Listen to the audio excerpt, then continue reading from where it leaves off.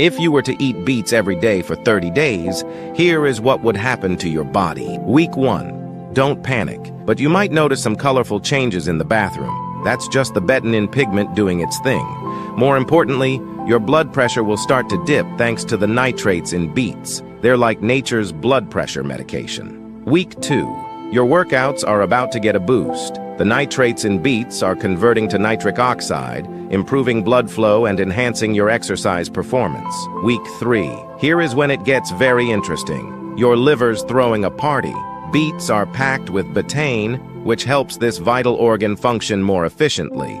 You might not see it, but your body's detoxification processes are getting a serious upgrade. Week 4. Boosted focus and mental clarity. The nitric oxide boost isn't just good for your muscles, it's increasing blood flow to your brain too. You might notice improved focus.